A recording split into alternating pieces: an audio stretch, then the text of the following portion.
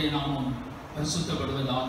இந்த காலை நேரத்திலே கர்த்தரை நாம் ஆராதிக்கும்படி ஒருமித்து அவருடைய சமூகத்தில் கடந்து வந்திருக்கிறோம். நாம் ஒருமித்து அவருடைய நாமத்தை உயர்த்துவோமாக. அவர் நேற்றும் என்று மாறாத தேவன், அவர் சர்வ வல்லமை உள்ளவர். அவர் ஒருவரே எல்லா துதிக்கும் கனத்துக்கும் மகிமைக்கும் பாத்திரராயிருக்கிறார். நாம் கண்களை மூடி ஜெபிப்போம். எங்கள் பரலோக பிதாவே, நாங்கள் உங்களுக்கு நன்றி செலுத்துகிறோம். உடைய நாமத்தை மேம்படுத்துகிறோம். இந்த காலை நேரத்தில் நம்முடைய ஆராதிக்கும்படி ஒரு மனதோடு உடைய சமூகத்தில் நாங்கள் கடந்து வருகிறோம். நீர் ஆராதனையில் பிரியப்படுகிற தேவன், துதிகளின் மத்தியில் வாசப்படுகிற தேவன் ஆண்டவரே. இந்த காலை நேரத்தில் முழு இதயத்தோடு, முழு ஆத்துமாவோடு, முழு பலத்தோடு நாங்கள் கர்த்தரில் அன்பு கூர்ந்து உம்மை ஆராதிக்க, உடைய நாமத்தை மகிமைப்படுத்த, உம்மை உயர்த்த நீர் எங்களுக்கு கிருபை தந்தருளும்படியாக நாங்கள் ஜெபிக்கிறோம். எங்களை பரிசுத்தப்படுத்துவீராக. ஆவியானவரே, உம்முடைய நாமத்தை நாங்கள் உயர்த்தி, ஆண்டவரே உடைய நாமத்தை மகிமைப்படுத்த எங்களுக்கு கிருபை தந்தருளும். ஆண்டவரே, சேர்ந்து ஆராதிக்கிற உடைய பிள்ளைகள் ஒவ்வொருவரையும் கர்த்தர் விசேஷமாய் ஆசீர்வதிப்பீராக. தேவனுடைய மகிமை, தேவனுடைய பிரசன்னம் இந்த காலை நேரத்தில் எங்களை நிரப்பும்படி நாங்கள் ஜெபிக்கிறோம்.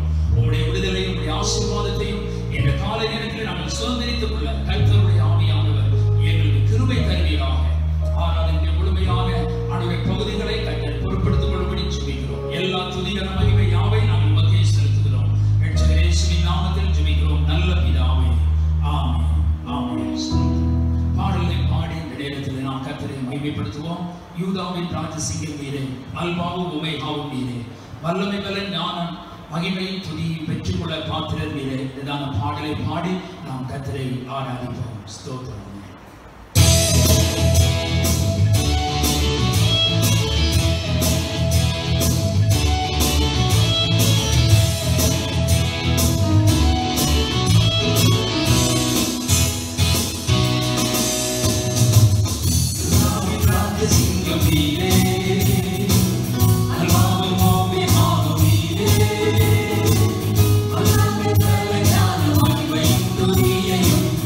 கொள்ள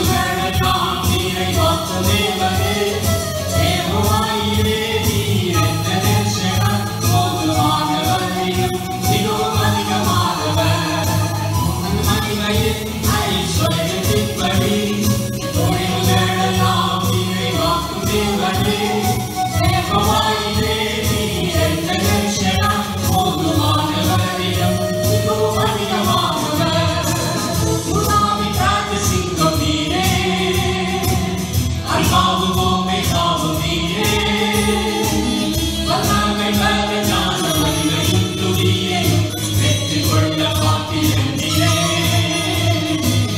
யுனாவின் ராஜ சிங்கம் நீரே, அல்லாவும் ஓமேகாவும் நீரே.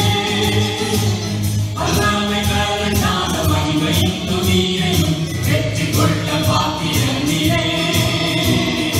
பாவமானீரே என்னை நீதியாக்கிட, சாபமானீரே எங்கள் சாபம் போக்கிட, காயமானீரே எங்கள் நோய்கள் நீக்கிட, ஏழையானீரே எங்கள் ஏழ்மை நீக்கிட. பாவமானீரே என்னை நீதியாக்கிட, சாபமானீரே எங்கள் சாபம் போக்கிட, காயமானீரே எங்கள் நோய்கள் நீக்கிட, ஏழையானீரே எங்கள் ஏழ்மை நீக்கிட. ஹல்லேலூயா, ஹல்லேலூயா. இன்னொரு பாடலை போல, அவர் தோள்களின் மேலே நான் சாய்ந்திருப்பதால் கவலை ஒன்றும் எனக்கு இல்லையே, என் தேவைகள் எல்லாம் அவர் பார்த்துக் கொள்வதால் நான் அவருக்குள் மகிழ்ந்திருப்பேன் என்ற பாடலை நாம் உற்சாகமாய் ஒரு மனதோடு பாடி ஆண்டவருடைய நாமத்தை மகிமைப்படுத்துவோம். எந்த இடங்களில் நீங்கள் இருந்தாலும் இந்த நேரத்தில் கர்த்தரை ஆராதிக்கிறோம் என்கிற உணர்வோடு அவரை பாடி அவருடைய நாமத்தை நாம் மகிமைப்படுத்துவோமாக. ஸ்தோத்திரம்.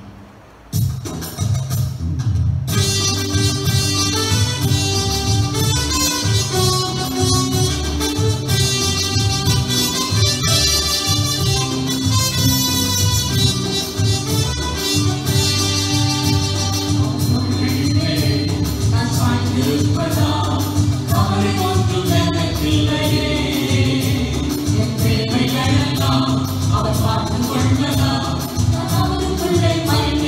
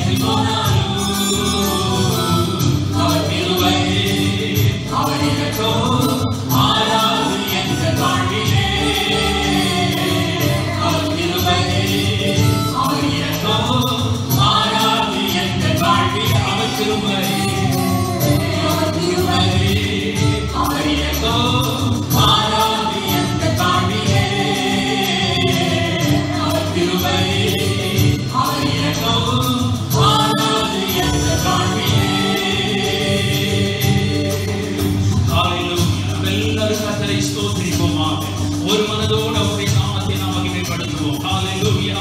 நம்ம வாய்களை திறந்து ஆண்டவரை ஸ்தோத்திரிப்போம். என் நாமத்தினாலே ஒன்று ரெண்டு பேர் எங்கே கூடி இருந்தாலும் அவர்கள் மத்தியில் நான் இருப்பேன் என்று வாக்கு பண்ணினதான நம்முடைய ஆண்டவராகிய இயேசு கிறிஸ்து இந்த கால நேரத்தில் நம்மத்தில் அவர் பிரசன்னராய் இருக்கிறார். நாம் இந்த நேரத்தில் இருக்கிற இடங்களில் முழு இதயத்தோடு முழு பலத்தோடு முழு ஆத்மாவோடு கர்த்தரில் அன்பு கூர்ந்து நாம் அவரை ஆராதிப்போம். ஹalleluya ஹalleluya ஹalleluya. உம்மை நன்றியோடு ஸ்தோத்திரிக்கிறோம் ஆண்டவரே. பரிசுத்த ஆவியானவரே உம்மை ஸ்தோத்திரிக்கிறோம். வல்லமையின் ஆவியானவரே உம்மை துதிக்கிறோம். மகிமையின் தேவனே உம்மை ஸ்தோத்திரிக்கிறோம் ஆண்டவரே. நேற்றும் இன்றும் என்றும் மாறாதவரே உமக்கு நன்றி செலுத்துகிறோம். உன்னதங்களில் வாசம் பண்ணுகிறவரே உம்மை நன்றியோடு உம்மை ஸ்தோத்திரிக்கிறோம் ஆண்டவரே. அதிசயங்களை செய்கிறவரே உமக்கு நன்றி. அற்புதங்களை செய்கிறவரே உமக்கு நன்றி. ஆச்சரியமான காரியங்களை நடப்பிக்கிறவரே நாங்கள் உமக்கு நன்றி செலுத்துகிறோம் ஆண்டவரே. உம்முடைய மகிமையின் பிரசன்னம் இந்த நேரத்தில் எங்களை ஆட்கொள்ளும்படி நாங்கள் ஜெபிக்கிறோம் ஆண்டவரே. உம்முடைய மகிமை நிறைவாய் இறங்கும்படி நாங்கள் ஜெபிக்கிறோம். கர்த்தருடைய வல்லமை இந்த நேரத்தில் இறங்குவதாக தகப்பனே. ஆராதிக்கிறவருடைய ஜனங்கள் மேல் உம்முடைய மகிமையின் பிரசன்னம் இந்த காலை நேரத்தில் நிறைவாய் இறங்கும்படி நாங்கள் ஜெபிக்கிறோம் ஆண்டவரே. கர்த்தருடைய வல்லமை வெளிப்படுவதாக ஆண்டவரே. உம்முடைய அற்புதங்களை அடையாளங்களை நடப்பிக்க நீ வல்லமை உள்ள தேவனாய் இருக்கிறீர் ஆண்டவரே. ஆராதிக்கிற ஜனங்கள் உம்மால் விடுவிக்கப்படுவார்களாக, உம்மால் ஆசீர்வதிக்கப்படுவார்களாக தகப்பனே. ஹalleluya ஹalleluya ஹalleluya. பெரிய காரியங்களை செய்கிறவரே நாங்கள் உமக்கு நன்றி செலுத்துகிறோம் ஆண்டவரே. நீ பரிசுத்தர் பரிசுத்தர் பரிசுத்தர் ஆண்டவரே. நீதியுள்ள தேவனே உம்மை ஸ்தோத்திரிக்கிறோம் ஆண்டவரே.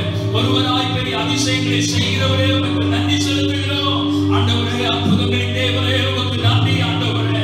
சாரோனின் ரோஜாவே உம்மை துதிக்கிறோம். பள்ளத்தாக்கில் லீலியே உம்மை ஸ்தோத்திரிக்கிறோம். நேற்றும் இன்றும் என்றும் மாறாதவரே உம்மை ஸ்தோத்திரிக்கிறோம் ஆண்டவரே. ஹalleluya ஹalleluya ஹalleluya. நீ மகிமையின் ராஜா ஆண்டவரே. நீ வல்லமையின் தேவன் ஆண்டவரே. நீ மாட்சிமையின் தேவன் அப்பா. நாங்கள் உமக்கு நன்றி செலுத்துகிறோம் ஆண்டவரே. ஆண்டவரே நாங்கள் அன்பு கூறுகிற தேவன் நீர் ஆண்டவரே. ஆண்டவரே நாங்கள் நேசிக்கிற தேவன் நீர் ஆண்டவரே. கர்த்தாவே உம்மை நன்றியோடு ஸ்தோத்திரிக்கிறோம் ஆண்டவரே. நீர் எங்களை நேசிக்கிறபடி நாங்கள் உமக்கு நன்றி தகப்பனே. ஹalleluya ஹalleluya ஹalleluya ஹalleluya. மகிமையாய் இருக்கிறவரே உமக்கு நன்றி ஆண்டவரே. பெரிய காரியங்களை செய்கிறவரே உம்மை ஸ்தோத்திரிக்கிறோம் ஆண்டவரே. ஹalleluya. ஓ உம்மை ஸ்தோத்திரிக்கிறோம். பரிசுத்தரே உமக்கு நன்றி ஆண்டவரே. சத்தியதையா நேசிக்கின்றே உம்மை காலையா என் நேசத்தியதையா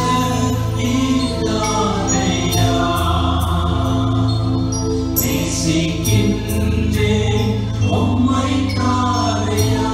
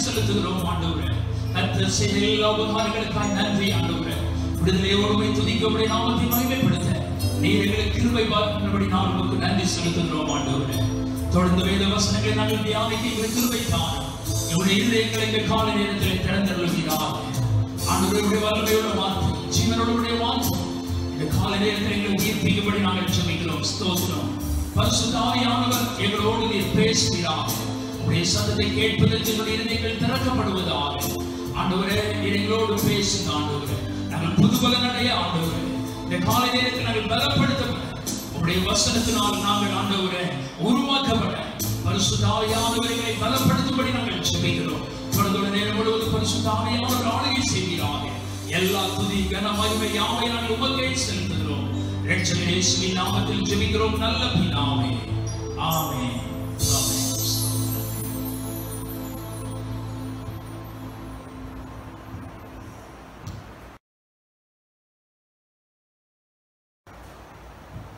கர்த்தருடைய நாமம் மகிமைப்படுவதாக. தொடர்ந்து வேத வசனங்களை நாம் தியானிப்போமாக. இதனாலே வேத வசனத்தை தியானிப்பதற்காக லூக்கா எழுதின சுவிசேஷம் 8ஆம் அதிகாரம் 26வது வசனத்திலிருந்து தொடர்ச்சியான சில வசனங்களை இந்த நாளிலே நாம் தியானிக்க போகிறோம். லூக்கா எழுதின சுவிசேஷம் 8ஆம் அதிகாரம் 26வது வசனத்திலிருந்து தொடர்ச்சியான வசனங்களை இந்த காலை நேரத்திலே நாம் தியானிப்போம்.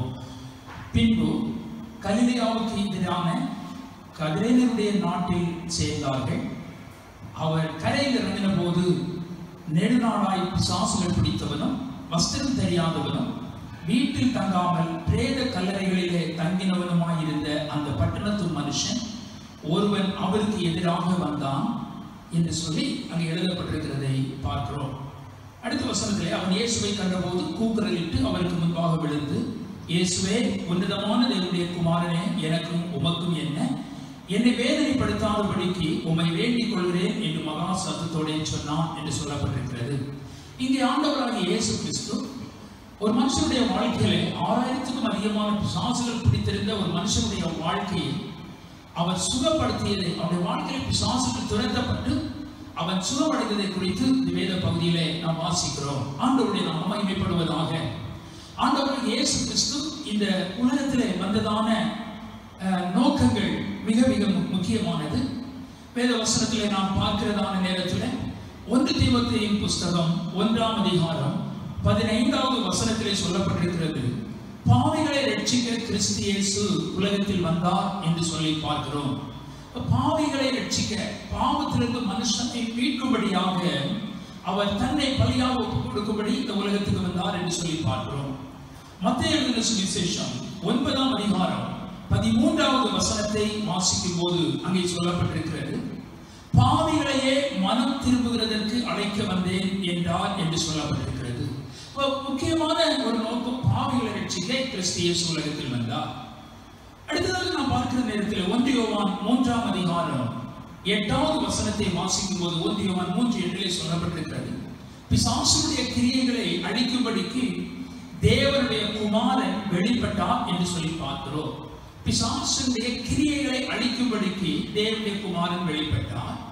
அப்போஸ்தலர் 10:38 வாசிக்கும் போது அங்கே சொல்லப்பட்டிருக்கிறது, அப்போஸ்தலர் 10:38 சொல்லப்பட்டிருக்கிறது, அவர் நன்மை செய்கிறவராயும் பிசாசின் வல்லமையில் அகப்பட்ட யாவரையும் குணமாக்குகிறவராயும் சுற்றி திரிந்தார் என்று சொல்லப்பட்டிருக்கிறது. இயேசு கிறிஸ்துவின் 3 வருட ஊழிய நாட்களிலே ஏராளமான அற்புதங்கள் அடையாளங்களை அவர் செய்திருக்கிறார். அதிலே ஒன்றுதான் பிசாசுகளை அவர் துரத்தி இருக்கிறார் என்று சொல்லி பார்க்கிறோம். அவர் கட்டளையிடும் போது, அவர் சொல்லும் போது அந்த பிசாசுகள் ஓடி போகிறதை நாம் இடத்திலே பல இடங்களிலே பார்க்க முடிகிறது. ஆண்டவருடைய நாமம் மகிமைப்படுவதாக. இங்கே வேதத்திலே நாம் வாசித்த பகுதியிலே சொல்லப்பட்டிருக்கிறது, கதிரேனுடைய நாட்டிலே அவர் சேர்ந்தார்கள் என்று சொல்லப்பட்டிருக்கிறது. கலிலேயாவுக்கு எதிரான என்று சொல்லி அங்கே எழுதப்பட்டிருக்கிறது. இந்த கதிரேனுடைய நாடு கலிலேயாவிலிருந்து தென்கிழக்காக 35 மைல், அதாவது கிட்டத்தட்ட 54 கிலோமீட்டர் தூரத்தில் இருக்கிறது. அங்கே அதிகமாக புறஜாதியார் அதிகமாக இருந்தார்கள். யூதர்களை காட்டிலும் புறஜாதியார்கள் மிகவும் அதிகமாய் இருந்தார்கள் என்று சொல்லி சொல்லப்படுகிறது. ஆண்டவருடைய நாமம் மகிமைப்படுவதாக. இப்ப முதலாவது இங்கே நாம் பார்க்கும்போது இந்த பிசாசு பிடித்தவருடைய நிலைமை என்ன, அவன் எப்படி எந்த நிலைமையில இருந்தான் என்பதை வேத வசனம் முதலாவது நமக்கு காண்பிக்கிறது. அந்த அதிகாரத்தில் 27ஆம் வசனத்திலே சொல்லப்பட்டிருக்கிறது, அவன் நெடுநாளாய் பிசாசுகள் பிடித்தவனும் வஸ்திரம் தெரியாதவனும் வீட்டில் தங்காமல் பிரேத கல்லறைகளிலே தங்கினவனுமாய் இருந்த அந்த பட்டணத்து மனுஷன் ஒருவன் அவருக்கு எதிராக வந்தான் என்று சொல்லி அங்கே எழுதப்பட்டிருக்கிறதை நாம் பார்க்கிறோம். அப்போ அவன் பிசாசு பிடித்தவனாக இருக்கிறான். வஸ்திரம் தெரியாத ஒரு நிலைமை அங்கே இருக்கிறதை நாம் பார்க்கிறோம். வீட்டில் அவன் தங்குறது இல்லை, அவன் தங்குறது எல்லாமே பிரேத கல்லறைகளில் இருந்தான். அப்ப அவனுடைய வாழ்க்கையில சமாதானம் என்கிறதான ஒன்று இல்லை. அவனுடைய வாழ்க்கையில ஒரு ஒழுக்கமுள்ள ஒரு வாழ்க்கை இல்லை. மிகவும் நிர்பந்தமான ஒரு நிலைமையில் அவன் காணப்படுகிறான். அப்படிப்பட்ட மனுஷன் விடுதலை சுகமாக்கப்படுவது என்பது கடினமான காரியம். அதை ஒரே ஒருவர் இந்த உலகத்திலே செய்து கொண்டிருக்கிறார். ஆண்டவராகிய இயேசு கிறிஸ்து மாத்திரமே அந்த காரியங்களை இந்த நாட்களில் செய்து கொண்டிருக்கிறார் என்று சொல்லி பார்க்கிறோம். இந்த நாட்களில் உலகத்திலே பார்க்கும்போது அப்படிப்பட்டதான் நிலைமையில அநேகர் தலைக்கு பைத்தியம் பிடித்தவர்களாக அலைகிறார்கள். வாழ்நாள் முழுவதும் அந்த நிலைமையில இருக்கிறார்கள். அவர்கள் சுகமாக்கப்படுவதற்கு உள்ள வாய்ப்புகள் இல்லாமல் போய்விடுகிறது. ஆனால் ஆண்டவராகிய இயேசு கிறிஸ்து அப்படிப்பட்டவர்களையும் அவர் சுகமாக்குகிற தேவன் என்று சொல்லி வேதத்திலே வாசிக்கிறோம். அவர் ஊழியம் செய்த நாட்கள் அப்படிப்பட்ட காரியங்களை செய்தார். அவர் இன்னைக்கும் அப்படிப்பட்ட காரியங்களை அவர் செய்து கொண்டிருக்கிறார் என்பதை நாம் நன்கு அறிந்திருக்கிறோம்.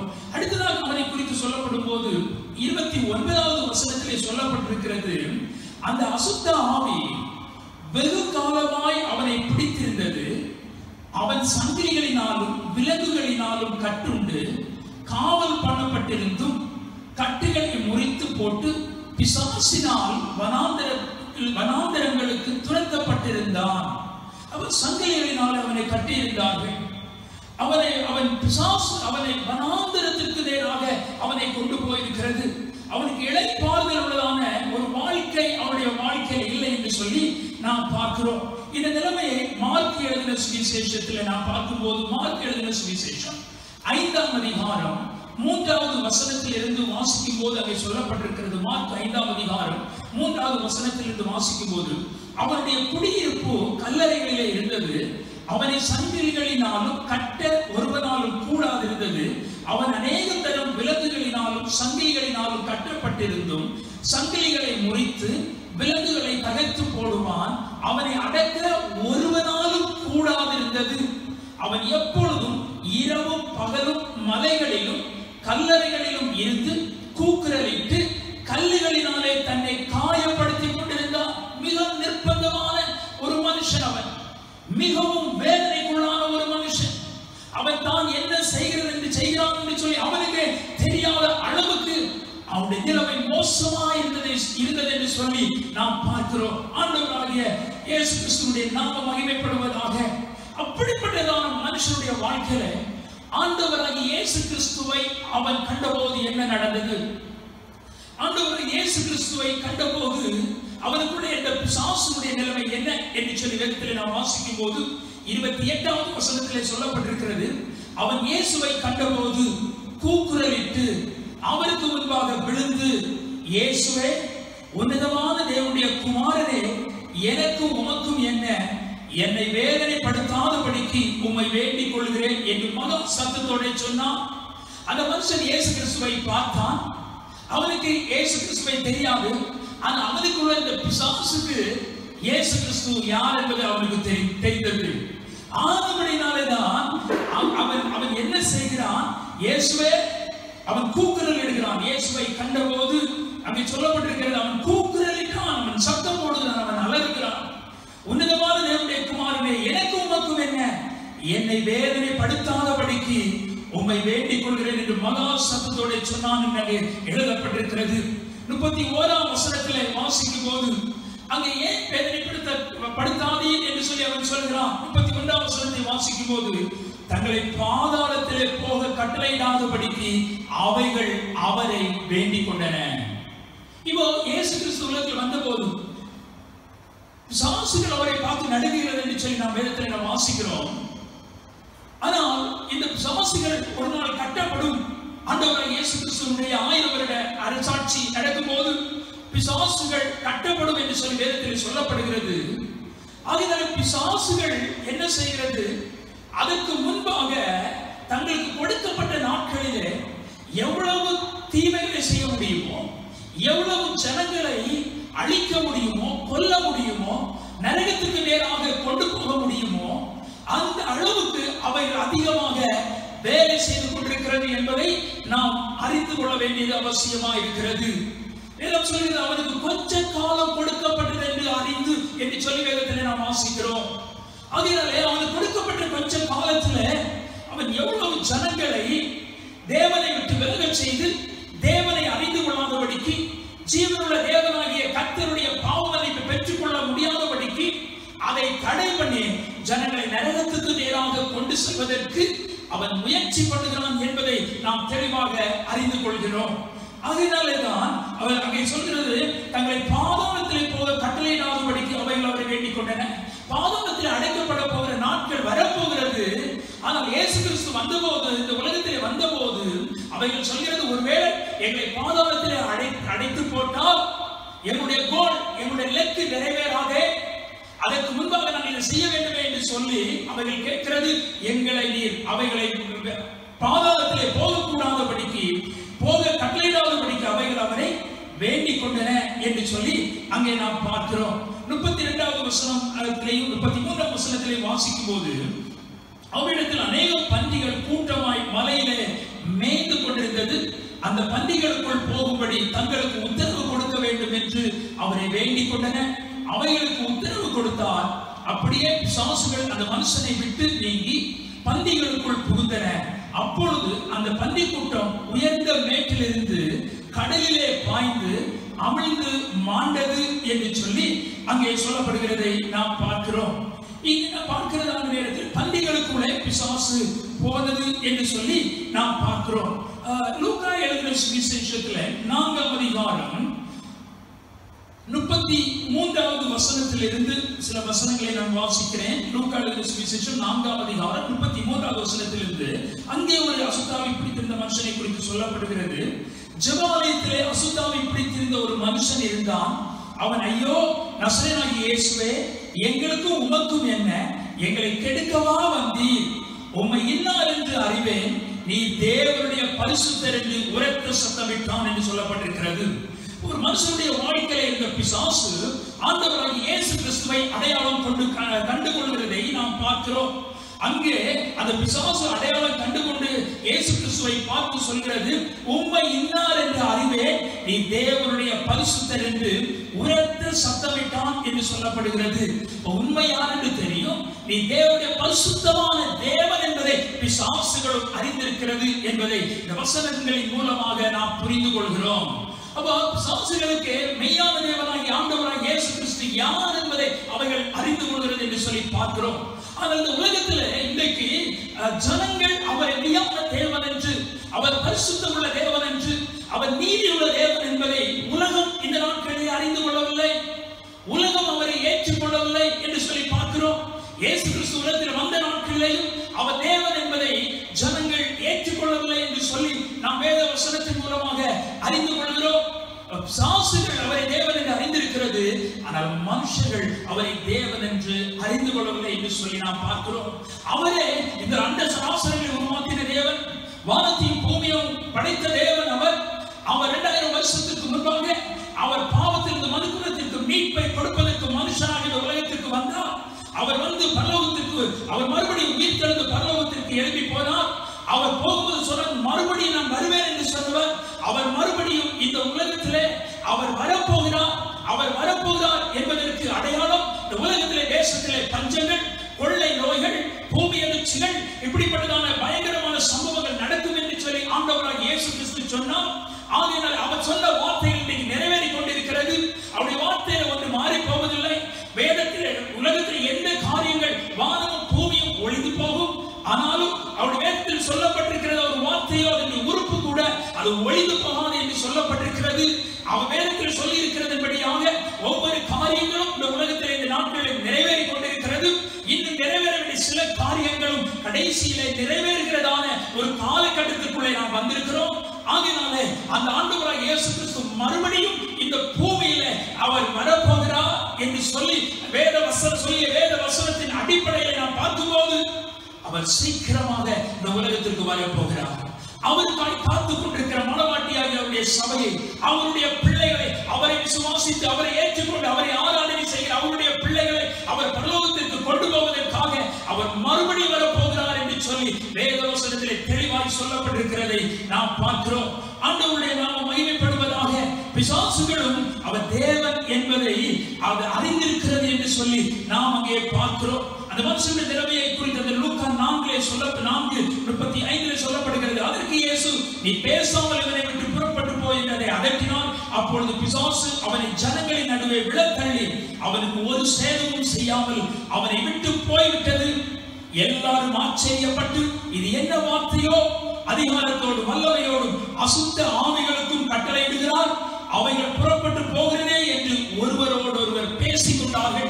இயேசு கிறிஸ்து பிசாசுகளை துரத்தின போது அவர்கள் ஆச்சரியப்பட்டார்கள். இது எப்படி நடக்கிறது என்று சொல்லி அவர்கள் மிகவும் ஆச்சரியப்பட்டார்கள் என்று சொல்லி நாம் பார்க்கிறோம். ஆண்டவருடைய நாமம் மகிமைப்படுவதாக. இதுதான் நாம் வேதத்திலே பார்க்கிறதான நேரத்தில் அந்த லூக்கா எழுதின சுவிசேஷம் 8ஆம் அதிகாரத்தில் அந்த பிசாசு நீங்கிற மனுஷனுடைய நிலைமை என்ன, இந்த ஆண்டவர் சொன்னபோது அந்த பிசாசுகள் பந்திகளுக்குள்ளே போனது என்று சொல்லி பார்க்கிறோம். இந்த உலகத்தில் பிசாசுகள் அடைந்து திரிகிறது. அதற்கு இடை பார்க்கிற அல்லது அது குடிக்கொள்கிறதான ஒரு இடம் எங்க அப்படின்னு சொன்னா மனுஷனுக்குள்ள அல்லது விலங்குகளுக்குள்ள அது குடிக்கொள்கிறதை நாம் பார்க்கிறோம். அதிகமாக அது மனுஷனுக்குள்ள அது குடிக்கொள்கிறதாக காணப்படுகிறது. யார் அதற்கு இடம் கொடுக்கிறார்களோ அவர்களுக்குள்ளே பிசாசுகள் புகுந்து கொள்கிறது, குடிக்கொள்கிறது. அவருடைய வாழ்க்கையில ஒரு மனுஷனுடைய வாழ்க்கையில பிசாசு குடிக்கொள்கிறதான நேரத்தில் அவருடைய வாழ்க்கை தாறுமாறாக போக ஆரம்பித்து விடும். ஒருவேளை நாம் பார்க்கிறது போல இந்த மனுஷனை போல வீட்டை விட்டு ஓடி கல்லறையில இருந்து அப்படிப்பட்ட காரியங்களை செய்யலாம். இல்லாவிட்டால் அவனுடைய வாழ்க்கையில ஆசீர்வாதங்களை கெடுக்கலாம், அவனுடைய வாழ்க்கையில நன்மைகளை கெடுக்கலாம். அவன் செய்கிறதான வேலைகள் தொழில்களில அது நஷ்டத்தை உண்டு பண்ணலாம். அவனுடைய வாழ்க்கையில சமாதான கேட்டை உண்டு பண்ணலாம். அவனுடைய வாழ்க்கையில நல்ல காரியங்கள் நடக்காதபடி தடை பண்ணலாம். அவனுடைய வாழ்க்கையில அவன் சமாதானமா இருக்க முடியாதபடிக்கு எந்த அளவுக்கு இடையூறு பண்ண முடியுமோ அந்த அளவுக்கு அவன் இடையூறு பண்ணுகிறவனாக அவன் இருப்பான். எந்த வகையிலாவது அவன் மனுஷனுடைய வாழ்க்கையிலே தீங்குகளை அவன் இழைக்கிறவனாக காணப்படுகிறான். ஆனால் ஆண்டவராகிய இயேசு கிறிஸ்து அப்படிப்பட்ட அந்த பிசாசுடைய கிரியைகளை அழிக்கும்படிக்கு அவன் மனுஷனாக இந்த உலகத்திலே வந்தான் என்று சொல்லி வேதவசனம் சொல்கிறது. ஆனபடினாலே அப்படிப்பட்டதான மனுஷனுடைய ஒரு வாழ்க்கையில பிசாசு ஒரு மனுஷனுடைய வாழ்க்கையில இருந்து அவனுடைய ஆசீர்வாதத்தை தடுத்து அவனுடைய உயர்வை தடுத்து அவனுடைய வாழ்க்கையில அவன் நல்ல நிலைமையில இருக்க முடியாதபடிக்கு அவனை கெடுக்கும் என்று சொன்னால் அவனுடைய வாழ்க்கையில ஒரு மாற்றத்தை உண்டு பண்ணுவதற்கு ஆண்டவராகிய இயேசு கிறிஸ்து ஒருவரே அவர் வல்லமை உள்ள தேவனாய் இருக்கிறார். அவர் போதுமானவராய் இருக்கிறார். அவருடைய வாழ்க்கையில் அவர் விடுதலையை கொடுக்கிறார், சமாதானத்தை கொடுக்கிறார், பாவ மன்னிப்பை கொடுக்கிறார், பரலோக ராஜ்யத்தை கொடுக்கிறார். அவனுடைய வாழ்க்கையில் ஒரு பரிபூர்ண சந்தோஷத்தை ஆண்டவர் கொடுக்கிறவராக அவர் காணப்படுகிறார் என்பதை நாம் தெளிவாக அறிந்து கொள்ள வேண்டியது அவசியமாக இருக்கிறது. ஆண்டவருடைய நாமம் மகிமைப்படுவதாக. பிசாசு நீங்கிறதான அந்த மனுஷனுடைய நிலைமையை குறித்து வேதத்தில் அது லூக்கா 8ஆம் அதிகாரம் 35வது வசனத்தை வாசிக்கும் போது அங்கே சொல்லப்படுகிறது. அப்பொழுது சம்பவித்ததை பார்க்கும்படி ஜனங்கள் புறப்பட்டு இயேசுவின் இடத்தில் வந்து பிசாசுகள் விட்டு போன மனுஷன் வஸ்திரம் தரித்து இயேசுவின் பாதத்தருகே உட்கார்ந்து புத்தி தெளிந்திருக்கிறதை கண்டு பயந்தார்கள் என்று சொல்லப்பட்டிருக்கிறது. எவ்வளவு ஆச்சரியமான காரியம்! கால்களினாலே தன்னை காயப்படுத்திக் கொண்டிருந்த மனுஷன், கல்லறைகளிலே குடியிருந்தவர், விலங்குகளை முறித்தவர், மிகவும் மோசமான நிலைமையில இருந்த ஒரு மனுஷன் ஆண்டவராகிய இயேசு கிறிஸ்துவின் வாழ்க்கையில அவருடைய சந்தித்ததான நேரத்திலே அந்த பிசாசின் ஆவிகள் அவனுக்குள்ளே இருந்து நீங்கி அது குடி புகுந்து கொள்வதற்கு பன்றிகளை தேடி பன்றிகளுக்குள்ளே போய் அவைகள் மாண்டது என்று சொல்லி வேதத்திலே சொல்லப்பட்டிருக்கிறது. ஆனால் இந்த மனுஷன் விடுவிக்கப்பட்டான், இந்த மனுஷன் சுகமாக்கப்பட்டான் என்று சொல்லி பார்க்கிறோம். இப்ப அவனுடைய நிலைமையை பார்க்கிறோம். பிசாசுகள் விட்டு போன மனுஷன் அவன் வஸ்திரம் இல்லாம இருந்தா, நிர்வாணியா இருந்தா, அவனுக்கு அதை குறித்துதான் ஒரு வெட்கம் இல்லை. ஆனால் இப்பொழுது அவனுக்கு சுய ஞானம் வந்து விட்டது, அவனுக்கு அறிவு வந்து விட்டது, அவனுக்கு தெளிவு வந்து விட்டது. அவன் வேதம் சொல்கிறது அவன் வஸ்திரம் தரித்திருந்தான் என்று சொல்லப்படுகிறது. அடுத்ததாக சொல்லப்படுகிறது அவன் இயேசுவின் பாதத்திலே உட்கார்ந்தான். இயேசுவை பார்த்தபோது முதலாவது எங்களை கெடுக்கவா வந்தீர் என்று சொல்லி கூக்குரலிட்ட மனுஷன் இப்பொழுது இயேசு கிறிஸ்துவினுடைய பாதத்திலே வந்திருக்கிறான். ஒருவன் இயேசு கிறிஸ்துவை அறியும் போது, தன்னுடைய வாழ்க்கையில் இயேசு கிறிஸ்துவை அவன் ஏற்றுக்கொள்ளும் போது, இயேசு கிறிஸ்துவுக்குள்ளாக வரும்போது அவன் இயேசு கிறிஸ்துவை அதிகமாக நெருங்கி வருகிறான். ஏனென்றால் அவரிடத்திலே அன்பு, அவரிடத்திலே சந்தோஷம், அவரிடத்திலே சுகம், அவரிடத்திலே விடுதலை, அவரிடத்திலே ஆறுதல் இருக்கிறபடினாலே அவரிடத்திலே நெருங்கி வருகிறார்கள். அப்படி வருகிற மனுஷன் அவரிடத்தில் இந்த சகல நன்மைகளை பெற்றுக் கொள்கிறான். அப்படி உண்மையாய் பெற்றுக் கொள்கிறவன் அவரை விட்டு விலகி போக மாட்டான், அவரோடு கூட அவன் இருக்கிறவனாக இருப்பான். வேதம் சொல்கிறது அவன் இயேசுவின் பாதத்தில் உட்கார்ந்து புத்தி தெளிந்திருக்கிறதை கண்டார்கள். அவன் நல்ல அறிவுள்ளவனாக, ஞானம் உள்ளவனாக, சுய சிந்தனை உடையவனாக, சுய புத்தி உடையவனாக அவன் இருந்தான் என்று சொல்லப்படுகிறது. என்ன செய்கிறேன் என்று சொல்லி தெரியாமல் செய்து கொண்டிருந்த அந்த மனுஷனுடைய வாழ்க்கையில ஒரு பெரிய விடுதலையை ஆண்டவராகிய இயேசு கிறிஸ்து அவனுடைய வாழ்க்கையில கட்டளையிட்டார் என்று சொல்லி நாம் பார்க்கிறோம். அப்படிப்பட்ட ஒரு விடுதலையை கொடுத்தார். அப்படி விடுதலையாக்கப்பட்ட மனுஷனுடைய வாழ்க்கையினுடைய விருப்பம் என்ன? அவன் எதை விரும்பினான் என்று வேதம் சொல்கிறது. 38வது வசனத்தை வாசிக்கும் போது பிசாசுகள் நீங்கின மனுஷன் அவரோட கூட இருக்கும்படி உத்தரவு கேட்டான் என்று சொல்லப்படுகிறது. அவரோடு கூட இருக்கும்படி. இப்போ அவரிடத்தில் வந்தபடினால விடுதலை, சந்தோஷம் எல்லாம் இருக்கிறான். அவன் என்ன நினைக்கிறான்? வாழ்நாள் முழுசும் நான் இவரோடு இருந்தா நன்றா இருக்குமே, வாழ்நாள் முழுசும் அவரை ஆராதித்தால் நன்றா இருக்குமே, வாழ்நாள் முழுசும் அவரோடு கூட இருந்து அவருடைய நாமத்தை மகிமைப்படுத்தின நன்றா இருக்குமே என்று சொல்லி அவன் மிகவும் அதிகமாய் அவன் விருப்பப்பட்டான் என்று சொல்லி நாம் பார்க்கிறோம். இது விடுதலையாக்கப்படுகிற, இயேசுவால் தொடப்படுகிற ஒவ்வொரு மனுஷனுடைய வாழ்க்கையிலையும் காணப்படுகிறதான எண்ணம் எப்படி இருக்கும் என்று சொன்னால், நான் அவருடைய பிள்ளை, அவரோடு கூட இருக்கணும்னு சொல்லி விருப்பப்படுவான். ஆண்டவர் அதை விரும்புகிறார். ஏனென்று சொன்னால், அவர் வரும்போது நித்திய ராஜ்யமாகிய பரலோக ராஜ்யத்துக்குள்ளாக நம்மை சேர்த்துக் கொண்டு வேதம் சொல்கிறது என்னென்னைக்கும் அவரோடு கூட இருக்கும்படி என்று சொல்லப்படுகிறது. அப்ப இந்த பூமியில நாம் இருக்கும்போது என்னென்னைக்கு அவரோடு கூட இருக்க வேண்டும். ஆனால் அதற்கு முன்பாக இந்த பூமியில் அவரிடத்திலிருந்து விடுதலை பெற்றவர்கள், அவரிடத்திலிருந்து நன்மையை பெற்றவர்கள், அவரிடத்திலிருந்து ஆசீர்வாதத்தையும் பாவமன்னிப்பை பெற்றவர்கள் அவரோடு கூட இருக்கும்படியாக விரும்புகிறார். ஆனால் அவர்களுக்கு தேவையான ஒரு கட்டளை என்ன என்று சொல்கிறார், அவர்கள் என்ன செய்ய வேண்டும் என்று சொல்லி ஆண்டவர் சொல்கிறார் என்று சொன்னால், 39வது வசனத்தில் அவர் சொல்கிறார், இயேசு அவரை நோக்கி, நீ உன் வீட்டுக்கு திரும்பி போய் தேவன் உனக்கு செய்தவைகளை எல்லாம் அறிவி என்று சொல்லி அவனை அனுப்பிவிட்டார். அந்தபடி அவன் போய் இயேசு தனக்கு செய்தவைகளை எல்லாம் பட்டணத்தில் எங்கும் பிரசித்தப்படுத்தினான் என்று சொல்லி அங்கே எழுதப்பட்டிருக்கிறதை நாம் பார்க்கிறோம். இப்போ ஆண்டவராகிய இயேசு கிறிஸ்து சொன்னாரு, விடுதலையாக்கப்பட்ட என்னோடு இருக்க வேண்டிய அவசியம் தான். இப்போது நீ வீட்டுக்கு போறது மாத்திரமல்ல, உனக்கு செய்யப்பட்டதை ஆண்டவராகிய இயேசு கிறிஸ்து உன்னுடைய வாழ்க்கையில செய்ததை நீ எல்லாருக்கும் போய் சொல்லு அப்படின்னு சொல்லி ஆண்டவர் ஒரு கட்டளை கொடுக்கிறார். உடனே அவன் என்ன பண்ணுகிறான், தான் செய்தவைகளை எல்லாம் பட்டணத்தில் எங்கும் அவன் பிரசித்திப்படுத்த, எல்லா இடங்களுக்கும் சென்று ஆண்டவராகிய இயேசு கிறிஸ்து என்ன செய்தார் என்று சொல்லி அவன் அங்கே சொல்லுகிறதை குறித்து நாம் பார்க்கிறோம். ஆண்டவருடைய நாமம் மகிமைப்படுவதாக. அதே காரியத்தை மார்க் எழுதின சுவிசேஷத்தில் நாம் வாசிக்கும் போது, மார்க் எழுதின சுவிசேஷம் 5ஆம் அதிகாரம் 18வது வசனத்திலிருந்து வாசிக்கும் போது அங்கு சொல்லப்படுகிறது, அப்படியே அவர் படவில் ஏறுகிற பொழுது பிசாசு பிடித்திருந்தவன் அவரோட கூட இருக்கும்படி தனக்கு உத்தரவு கொடுக்க அவரை வேண்டிக் கொண்டான். இயேசு அவனுக்கு உத்தரவு கொடாமல், நீ உன் இனத்தாரிடத்தில் உன் வீட்டிற்கு போய் கர்த்தர் உனக்கு இறங்கி உனக்கு செய்தவைகளை எல்லாம் அவர்களுக்கு அறிவி என்று சொன்னான். அந்தபடி அவன் போய் இயேசு தனக்கு செய்தவைகளை எல்லாம் தெக்கப்போலி என்னும் நாட்டில் பிரசித்தம் பண்ண தொடங்கினான். எல்லாரும் ஆச்சரியப்பட்டார்கள் என்று சொல்லப்படுகிறது.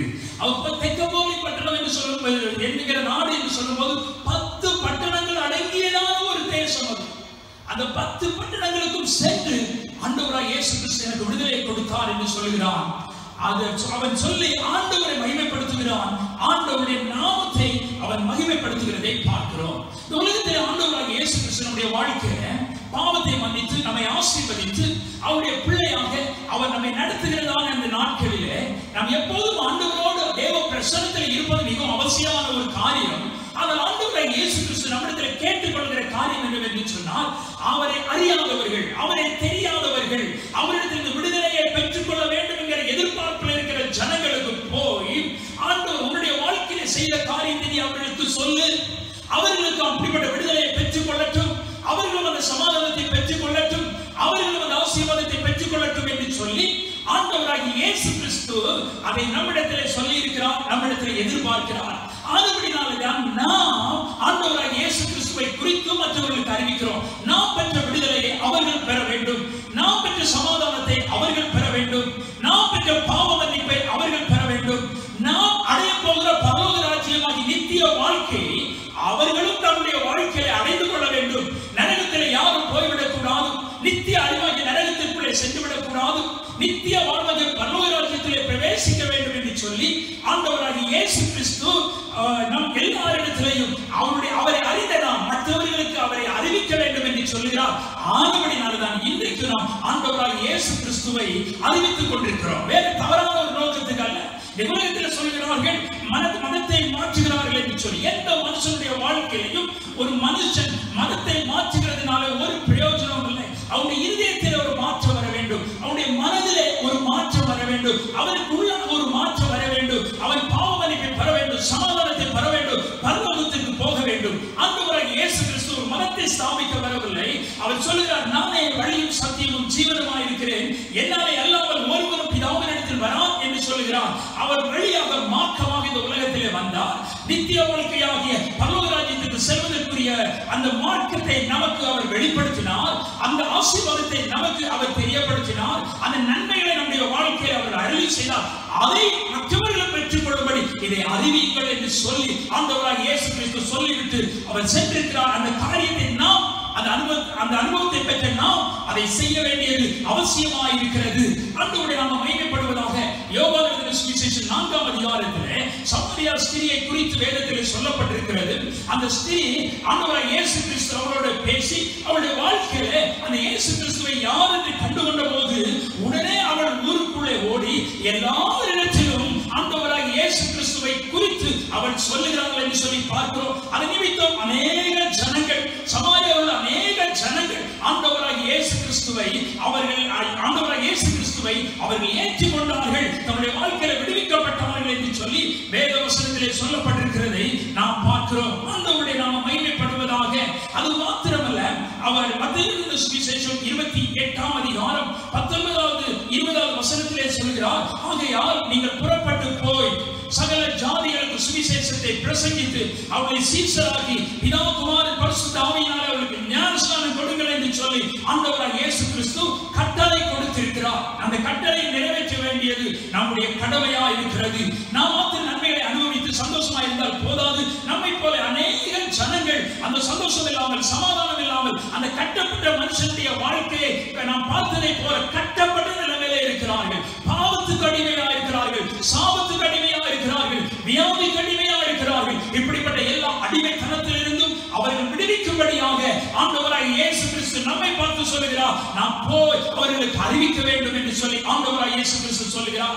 அவர் சொல்லுகிறார், என்னிடத்தில் வருகிறவனை நாம் புறம்பே தள்ளுவதில்லை என்று சொல்லி இருக்கிறார்.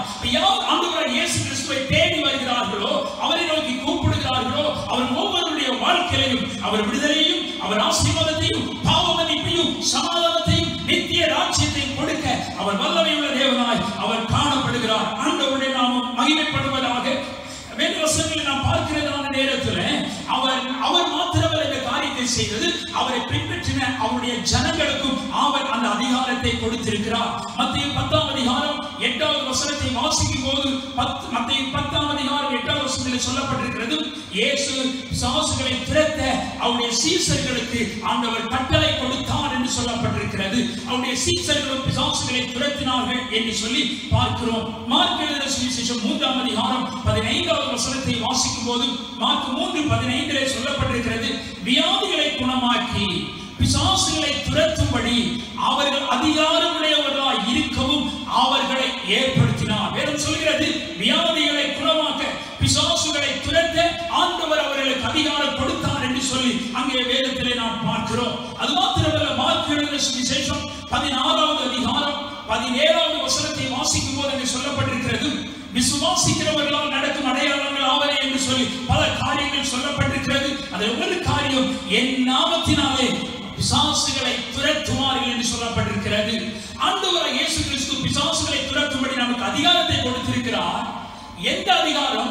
இயேசு கிறிஸ்து என்கிற நாமம், அவருடைய பெயரை கொடுத்து அந்த பெயரை சொல்லும்போது அசுத்த ஆவிகள், பிசாசின் ஆவிகள் அவர்களை விலகும் என்று சொல்லி ஆண்டவர் அந்த நாமத்தையும் நமக்கு கொடுத்திருக்கிறார். அந்த அதிகாரத்தையும் ஆண்டவர் நமக்கு கொடுத்திருக்கிறபடினாலே இந்த நாட்களில் நாமும் ஆண்டவராகிய இயேசு கிறிஸ்துவின் நாமத்தினாலே பிசாசுகளை துரத்த, வியாதிகளை சுகமாக்க அந்த அதிகாரத்தை பயன்படுத்தி அவருடைய நாமத்தை மகிமைப்படுத்துவோம். கட்டுண்ட ஜனங்கள் விடுதலையாக்கப்படட்டும், அடிமைத்தனத்தில் இருக்கிற ஜனங்கள் விடுதலையாக்கப்படட்டும். இந்த நாட்களில் நம் தேசத்திலே பார்க்கிறோம், கொள்ளை நோய்கள், சமாதானம் இல்லாத நிலைமை, மிகவும் யுத்தங்கள், கலகங்கள் போன்ற பயங்கரமான சம்பவங்கள் நடந்து கொண்டிருக்கிறது.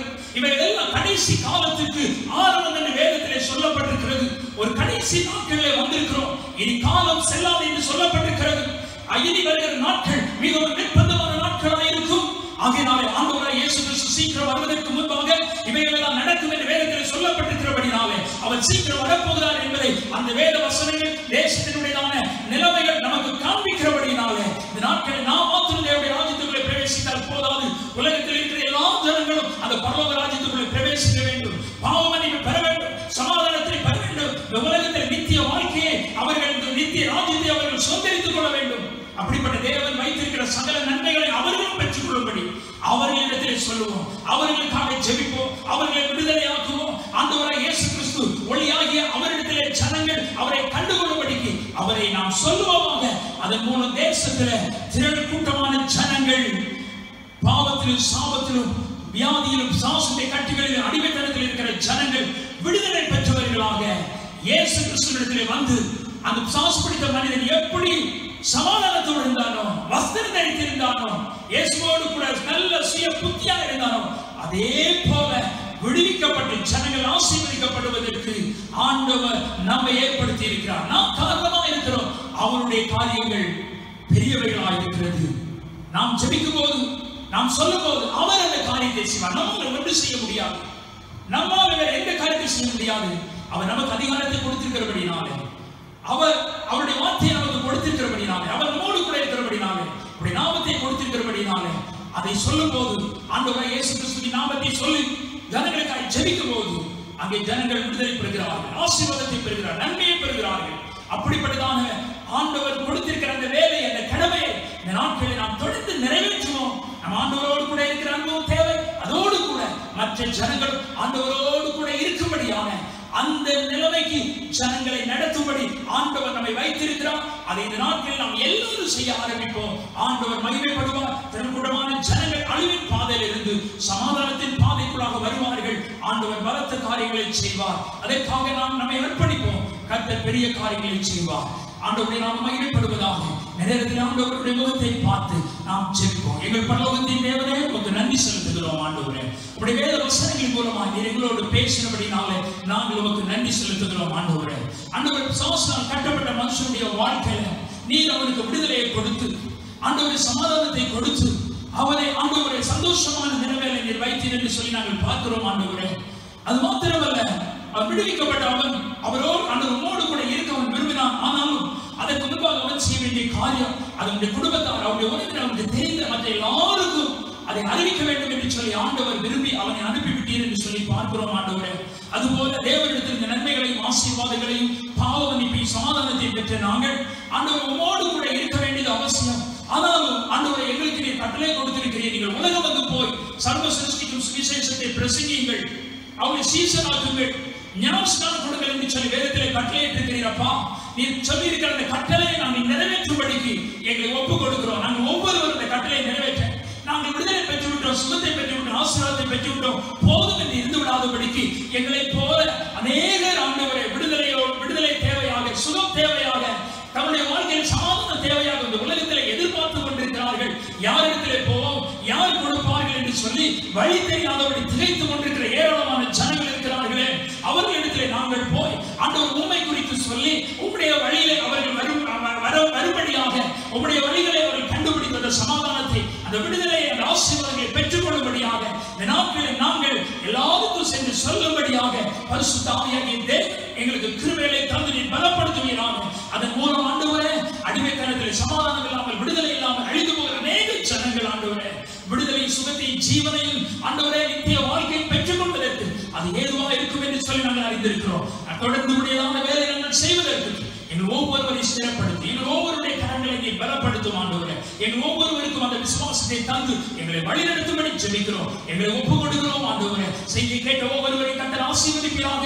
ஒவ்வொருடைய வாழ்க்கையிலும் விடுதலை, சமாதானத்தை கட்டளையிடுவீராக. யாருடைய வாழ்க்கையில் சமாதானம் இல்லாமல் இருக்கிறதோ, விடுதலை இல்லாமல் இருக்கிறதோ, ஆசீர்வாதம் இல்லாமல் இருக்கிறதோ, அவருடைய வாழ்க்கையில் ஆண்டவரே நீர் இழந்து போன எல்லா நன்மைகளையும் நீர் கொடுப்பீராக, சமாதானத்தை கொடுப்பீராக.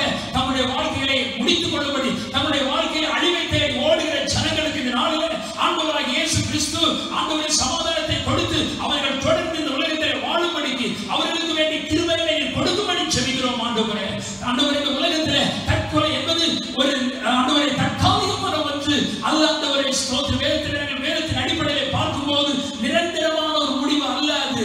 ஒரு மனுஷனுடைய வாழ்க்கையில தன்னை மாய்த்துக் கொள்வது ஒரு நிரந்தரமான முடிவு அல்ல அது. அவருடைய வாழ்க்கை நித்திய வாழ்க்கை ஆண்டவரை இயேசு கிறிஸ்து வைத்திருக்கிறார் என்கிற அறிவு அவர்களுக்கு உண்டாகும்படி நாங்கள் ஜெபிக்கிறோம். ஆண்டவரே, உலகத்தோடு ஆண்டவரே ஸ்தோத்திரம் அழிந்து போகிற நிலைமை அல்ல, ஒரு நித்திய வாழ்க்கையை நீ வைத்திருக்கிறீர். அந்த பரலோக சந்தோஷத்துக்குள்ள பிரவேசிக்க வேண்டும். இந்த உலகத்தில் இருக்கிற பாடுகள், கஷ்டங்கள், வேதனைகள் எங்களுக்கு ஒரு ஆண்டவரே ஸ்தோத்திரம் ஆண்டவர் நிரந்தரமானது அல்ல அவருடைய வாழ்க்கையில ஆண்டவரே தேவையில்லாத எந்த ஒரு முடிவுக்கும் செல்லாதபடிக்கு ஆண்டவராய் இயேசு கிறிஸ்து எல்லா முடிவிற்கும் நீர் பதிலாக இருக்கிறபடினாலே உம்மை தேடி வந்து உம்மிடத்தில் விடுதலை சமாதானத்தை பெற்றுக்கொண்டு நல்ல வாழ்க்கை இந்த உலகத்தில் வாழும்படிக்கு கர்த்தர் கிருபை செய்யும்படி நாங்கள் ஜெபிக்கிறோம் ஆண்டவரே. இப்படிப்பட்டதான நிலைமையில் ஆவியானவரை வழிநடத்துங்க. உம்முடைய கரத்திலே ஒப்புக் கொடுக்கிறோம். ஜனங்களை ஆசீர்வதித்தருளும். இரட்சகர் இயேசுவின் நாமத்தில் ஜெபிக்கிறோம் ஜீவனுள்ள நல்ல பிதாவே, ஆமென். என் ஆத்துமாவே கர்த்தரை ஸ்தோத்திரி, என் முழுவதுமே அவருடைய பரிசுத்த நாமத்தை ஸ்தோத்திரி. என் ஆத்துமாவே கர்த்தரை ஸ்தோத்திரி, அவர் செய்த சகல உபகாரங்களை மறவாதே. ஆமென், ஆமென். God bless you. கர்த்தர் உங்களை ஆசீர்வதிப்பார்.